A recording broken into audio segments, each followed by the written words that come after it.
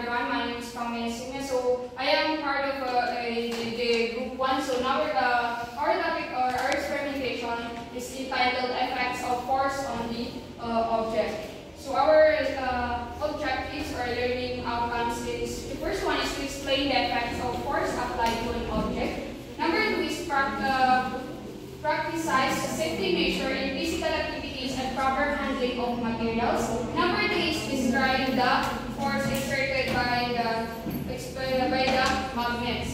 So we all know that in our daily lives, wherein we see object move, stop, or change its shapes or direction because of force. And force is about a push and pull that can change or can make things move faster, slower, or change direction, or even the shapes. For example, is when you kick a ball, by using force, it will move. And another example is when you press a clay, it will change its shape because of the force you use. So, in this lesson, you will learn about the effects of, or the use of, or the effects of using force in an object, and why it is important in our daily activities. So, the first activities na gagawin namin is ito yung materials.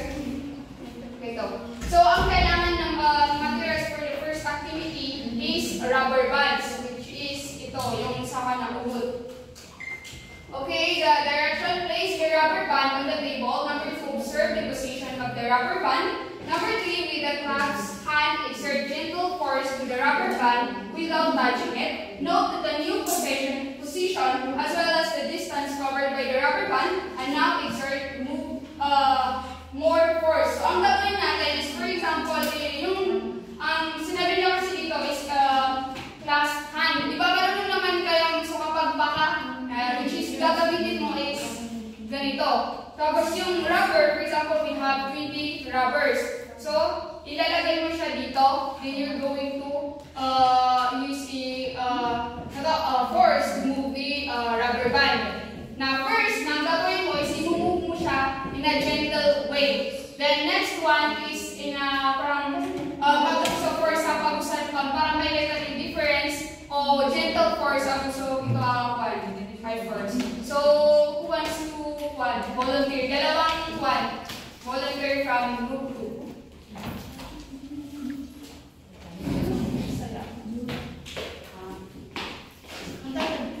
Another one. Saban sa buto para mas kailangan mo kasi naman ang space.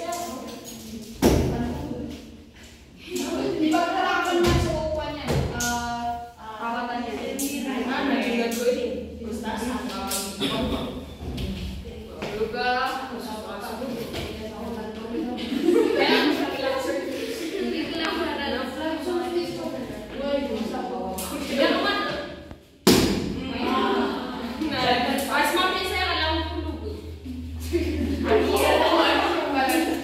Decision.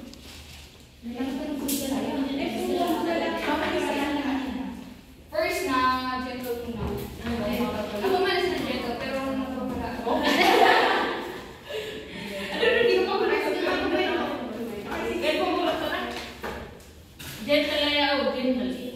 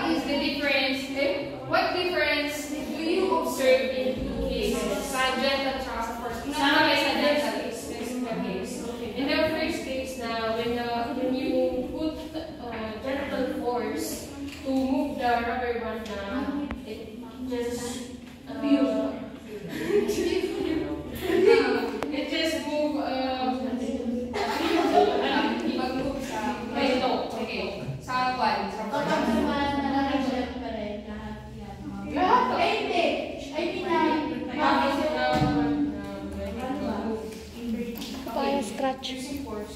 Asar kami dekat so, sa. makikita nyo naman na by using force, different force guys, sabi talaga yung malakas talaga na force is different talaga yung effect niya sa rubber band. Sa gentle light, maliit lang yung nahulog, nakita nyo naman. Then sa yung malaki na force na ginamit, the way na mas malaki yung ginamit mo is mas malaki din naman or mas madami yung mahuhulog sa rubber band. Then sa activity 2, now let's move on to activity number 2. So the materials needed here is we have the keychain sponge, the unused, and the plastic spring. So what we're gonna do in this activity is with first the procedure. Squeeze the keychain sponge. So this is the only procedure.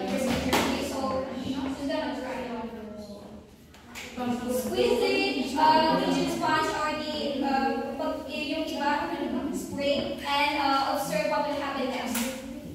madali lang. Huwag ka nang try. Isa lang.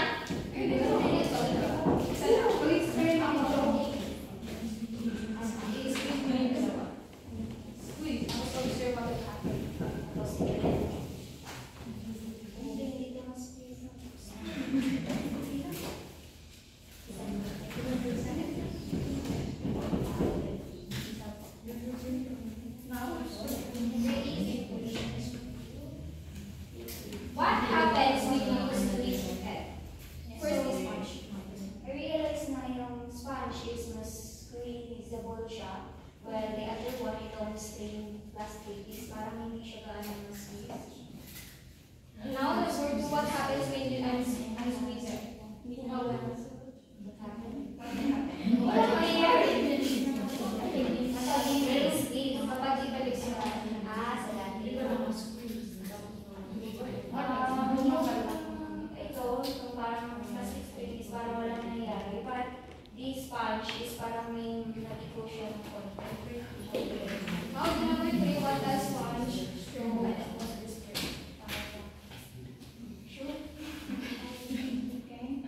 What does sponge show?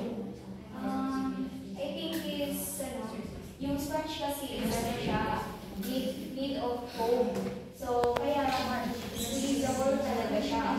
While the other one is plastic, which is solid siya. Kaya hindi siya gano'ng ma-squeeze. Okay, thank you. So when we apply force by squeezing these two materials, the first is sponge. These sponge it can change the shape. Nakikita niyo naman, di ba? Nagbabago yung shape na isang ano ba to? Object. So depende sa kung anong i-apply natin na force. Like this ano ba to? Spray na to. So kapag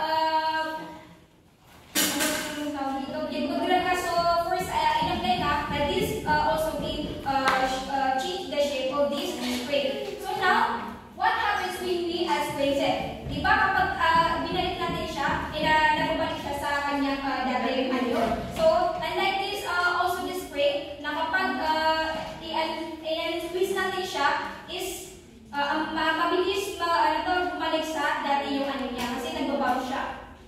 Now, what does sponge show? So, these two shows that force can change the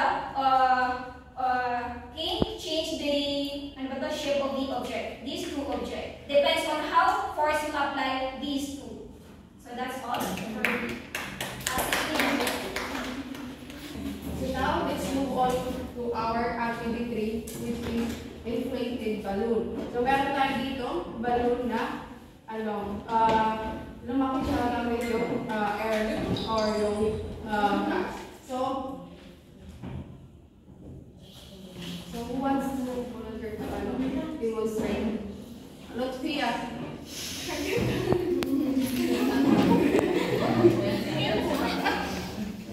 Tupok ka pa. Is to raise the balloon gently by hands. Pero lumbat to.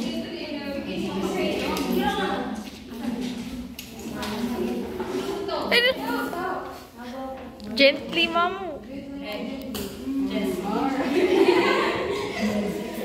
So here is our question. So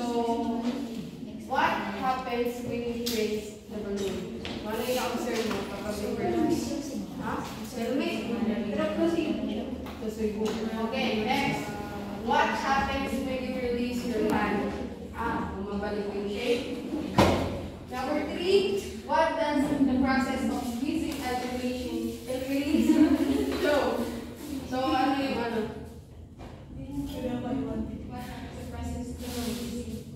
What does the process of squeezing and ano yung pinapasusin na?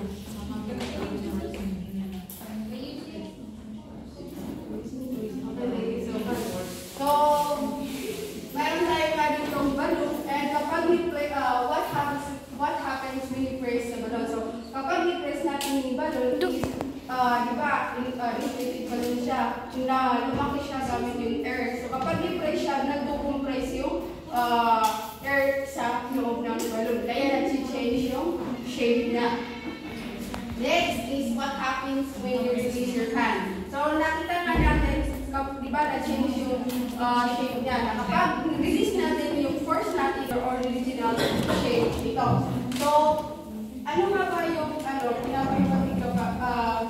the process of squeezing and releasing show. So, nakita natin kung paano i-apply yung force at paano na ma-change yung isang object. So, Sir Ramon na.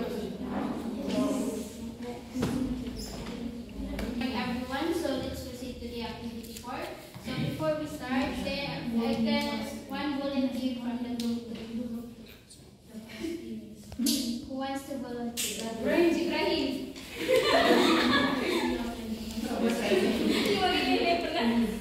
Okay, so in activity 4, our material for activity 4 is a balloon place. So here, ipasas ko siya. So gagawin natin,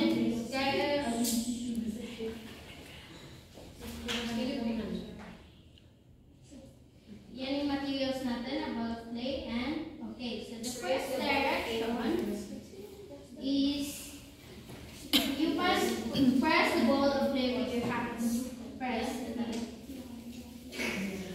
ball. Okay, so I can do one. Okay, so iba na-press mo siya. So here are the questions or what you observe of these activities. So first, what happens to the shape of play of ball when you press it with your hands? So not to change your shape niya from vertically slanted. Okay, second one, does it return to its original shape when you remove your hands? No, kasi na-press na siya na ano na siya sa flat shape. Okay, thank you very much. So as you can see, i-press siya ni Miss Juhaina. So as you observe here, di ba dati ball to? So naging flatten siya by using our force. So di ba when we use forces, nakikita niyo naman ito is changeable na shape. So when you use force is mag-change talaga siya. So does it return to its original shape? So hindi ba even if hindi natin siya when you remove your hands or hindi natin gagamitin yung force natin is usually hindi siya babalik sa kanyang origin force because hindi natin ginamit yung hands natin to make it to shape it to the Now let's proceed with activity number 5. So, the materials that we're going to use is bar magnets or magnets, ruler, iron fillings, one metal paper clip. So here is the metal paper clip, and this is ito yung iron fillings. So directions: place the meter stick. Before that, I need a volunteer from group 2 to observe. Huwag niyo kayo mag-say ng volunteer. Kung alam niyo kung sino mag-group sila yung tawagin niyo. Especially those who are not listening. Buzz.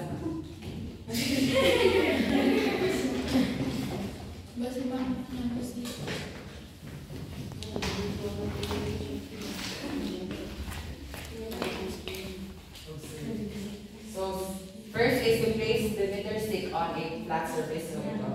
Second is place a pinch of iron fillings at the 0 mark of the ruler.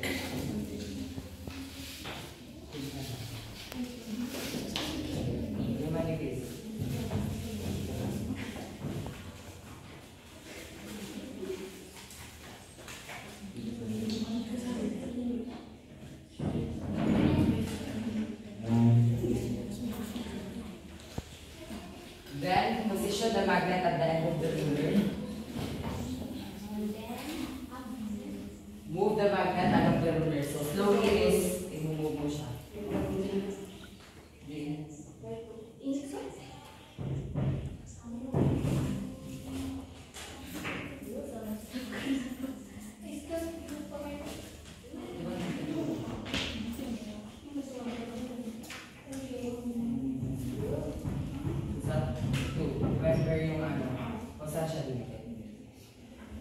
So, yun nga, observe the mark at which the iron filings start to stick on the magnet.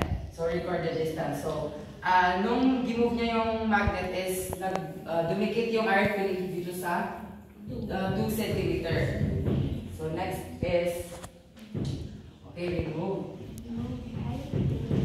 And then, change with metal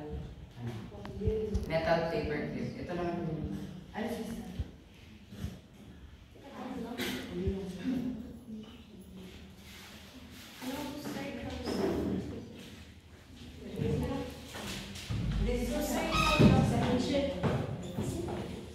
Filling and change it with metal clay. So ito, change with metal clay and then repeat the step 3 and 4. Slowly remove yung then record yung massage siya.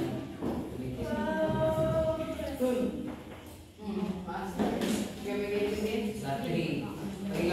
Sa 3 siya dumikit yung ano natin. Yes. Same lang.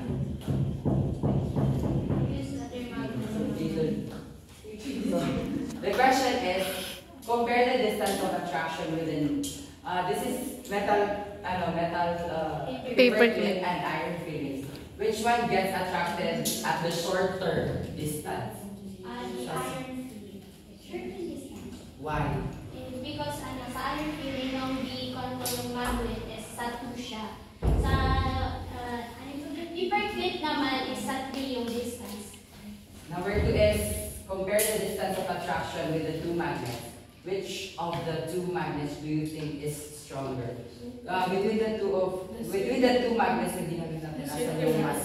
The bar magnet. Kasi nga, Stronger. Yung itong circle kasi nga, malay pa lang yung magnet is dumikit na yung paper clip. Yes, thank you so much. Okay, so now let us proceed to activity 6. So our materials are bar magnets, iron filings or studs, and of course clean bond paper. So before we start, can we have Miss Makasasan?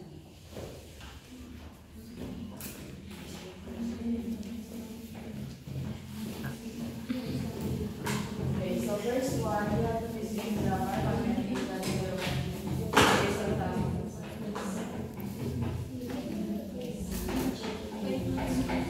So next is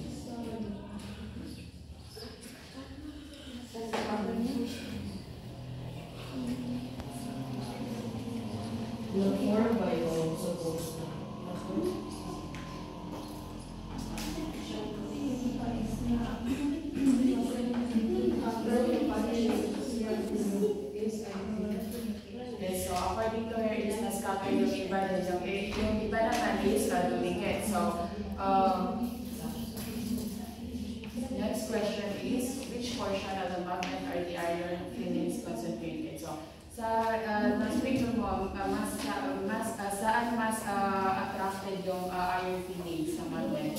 Saan na part? Yes, other than that is saan pa?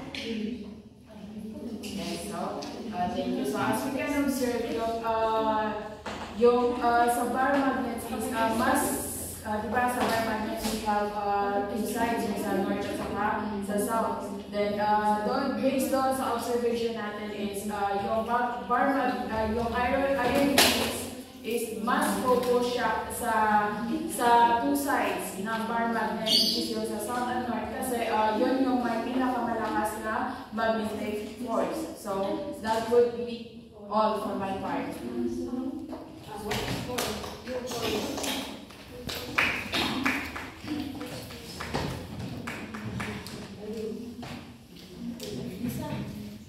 Okay, so a pleasant morning, everyone. Now let us discuss what is force. I know all of us here have already knowledge what force is, right? So when we say force or when we hear the term force, ano unang naisip natin? Pull, push. Yes. So probably we immediately think of pull and push. So force is a physical strength that we exerted certain object to make a motion, yung paggalaw. Yung kanina sa first activity namin, na kung mapapansin nyo, we use force tapos gumalaw yung mga object. And depende kung ano yung lakas ng force na gagamitin natin at yun din yung magiging result ng object, yung paggalaw niya. And also the change of the object. So when we use force, it can cause to mababago niya yung shape ng certain object. Pwedeng may balik siya sa dati niyang shape at pwede naman hindi. Like for example, ito. So when we use force, pwede mabalik ito sa dati niyang shape and yung plane naman is pwedeng hindi. And also the force can also cause an interaction. So kanina yung activity nila sa third activity na kung mapapansin nyo, there is an interaction between the two objects. Pwedeng may interaction at pwedeng hindi. So, a force is a vector quantity that can be described as a push or pull on an object resulting from the object's interaction with another object. So, when we say push, as we are pushing, we are pushing the certain object away from us. And when we say pull naman, this means hinihila natin. We are making the object move toward us. So, it is a vector quantity, and a vector quantity is any quantity that has a magnitude and direction. It is also defined as that which cause acceleration. So whenever there is an interaction between the object, ibig sabihin merong force na na-exert. So when there is no interaction, there is no longer force being exerted. So force is measured in units called Newton, na may symbol na N, named after the famous scientist Sir Isaac Newton. So that would be all.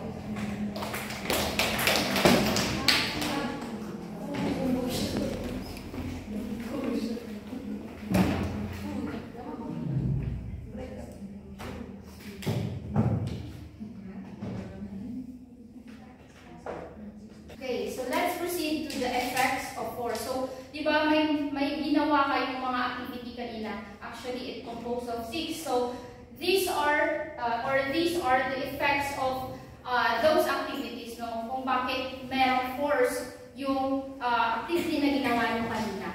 So, let's begin. So, a force can have a number of effects. So, of course, merong itong effect, merong itong impact between two objects. So first one, the most obvious one is that it starts things moving.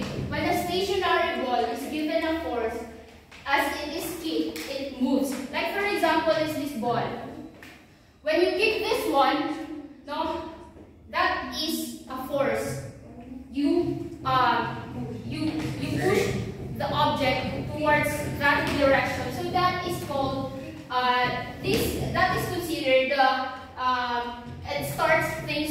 by giving it a force to push or to move into a direction. So an example of this is this one.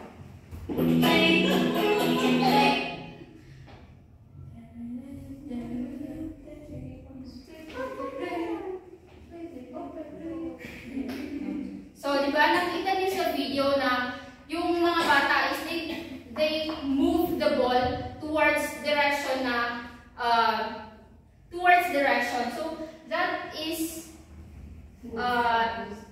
force. So, you exert force through pushing or moving it through kicking or others.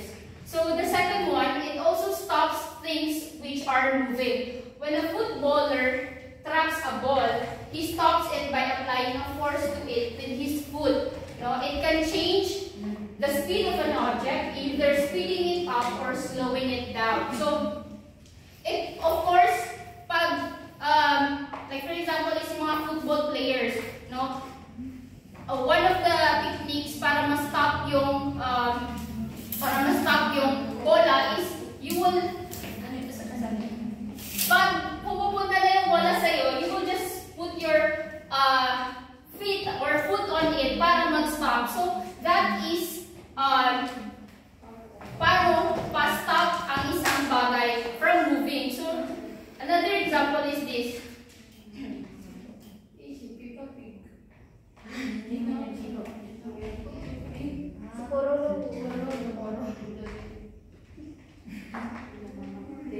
So, as you can see in the video, si Pororo, pinupush niya yung pink na animal, sa swing. So, by that, na kokontrol ni Pororo yung speed kung gusto niyang ipa-fast or gusto niyang ipa-slow yung swing ng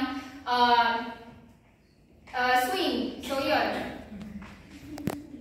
So, number 3, it can also change its direction. As when a player glances at a moving ball and makes it change direction without changing its speed. So, yung force down, pwedeng i-change ng direction without changing the speed. An example of this is this one.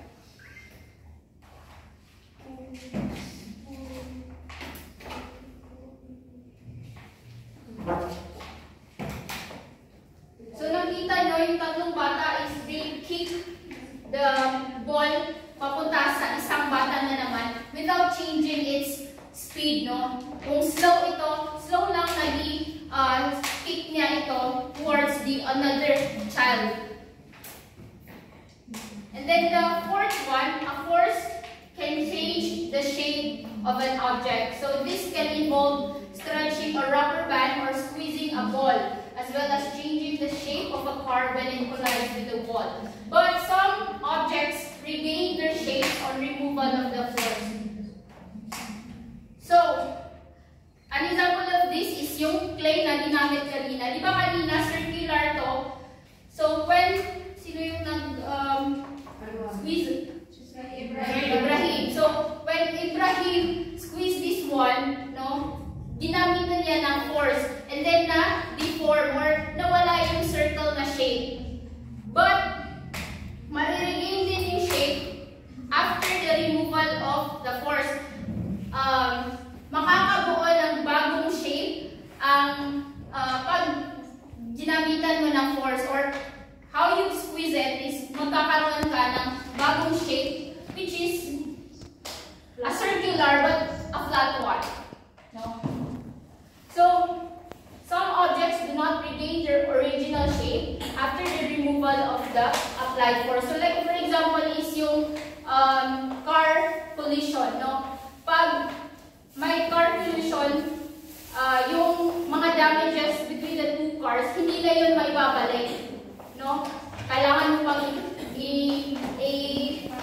ipa-repair sa mga car repair shops. So, that is the explanation of the number 4. So, an example of this is yun na nga, clay. So, di ba, na-deform si JJ. So, that would be all for my part.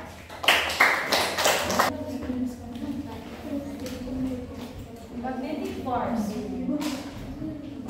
A magnetic is an object that attracts certain materials such as iron. You're probably familiar with the, as you can see, ito ang magnetic. And then, like all magnets, this bar magnet has a north pole and south pole.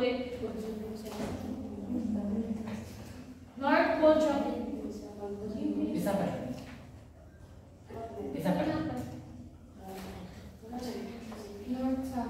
north and south pole, each magnet. And then, the red end of the magnet is the north, tsaka yung blue end of the magnet is south, tinatawag na south.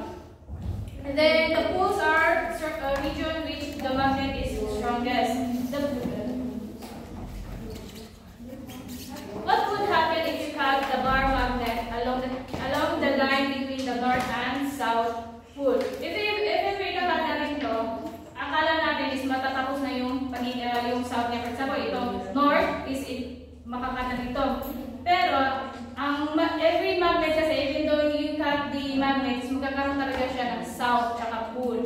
Kahit putol-putol ito, south, north pole, magkakaroon talaga siya ng each other. For example, kinat natin, then ito yung south tsaka ito yung north. Pero, magkakaroon siya, itong north, magkakaroon din siya ng south pole. The force that magnetic exert on certain materials, including the other magnets, is called magnetic force. The force exerted over a distance include forces of attraction. Then yung north at saka south pole is nagadikit siya. Pero if ever yung north to north, hindi talaga siya nagadikit. Hindi talaga siya nagadikit. Naghiwalay talaga sila. Pareho din sa south poles. Activity 6 may look like the figure to the right. You can see the magnetic field surrounding the bar magnet. Tiny piece of iron called iron fillings.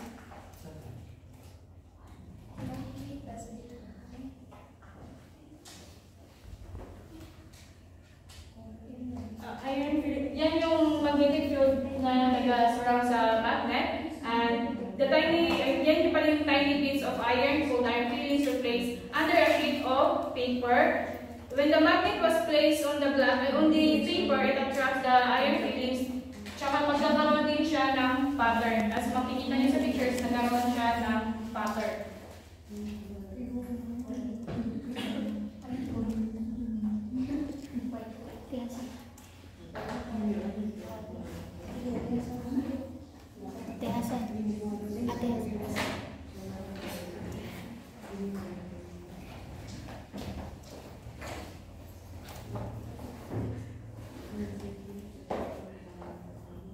So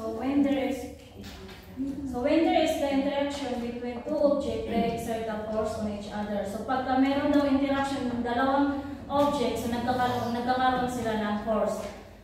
These exerted forces are equal in size but opposite in direction. So yung force na meron sila noon ay equal sila ng size. Kumbaga equal yung lakas niya pero magkaiba sila ng direction. So kunwari pag yung ball ay dikit mo siya dito, so parehas lang yung size ng force nila, pero pagka pa-straight yung ball, then pagpabalik yung bola, hindi na siya straight. So magkaiba yung opposite, magkaiba yung direction nila. So gets? So then when an object has several forces acting on it, the effect of force is the same as one force acting on the object in a certain direction, and this overall force is called the resultant force. The resultant force is essential to change the velocity of an object. So yun nga, nag-change niya yung velocity ng isang object. So pag sinabi natin resultant force, yan yung force ng isang bagay, yung person nila, pero ano sila, pagka ginamit mo sila, magkaparehas sila ng size, pero yun nga lang, magkaiba sila ng direction. Pagka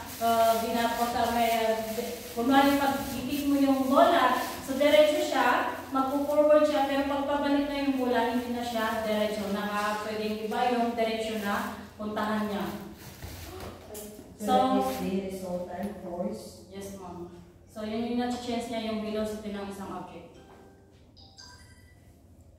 Then, if the resultant force is 0, the forces on the object are balanced. So, pag yung force ng isang object ay naka-0 siya, so naka-straight lang siya, hindi siya gagalaw. If ever man nagumalaw siya, naka-straight line lang siya. So, if the resultant force acting on the object is 0, then the object will remain stationary. So, naka-steady lang siya, hindi siya gumagalaw. And in such a case, the object will move at a steady speed in a straight line. So, yun nga, pagka wala siyang force, so naka-steady lang yung isang object, then naka-straight lang yung direction niya. So, if the result force acting on the object is 0, then the object will either accelerate or decelerate. So, pagka yung resultant force daw ng isang object ay hindi siya 0, so pwede magkaroon, pwede yung sa straight line niya, sa forward niya is mabilis, yung iba naman is mabagal. So, magkaiba yung bilis ng force nila, yung nakikita doon sa object na yun. So, pag yun nga yung sinabi doon na pag ikik mo yung isang bola ng straight, hindi siya babalik na straight din. So, maiba din yung direction niya. So, yun lang.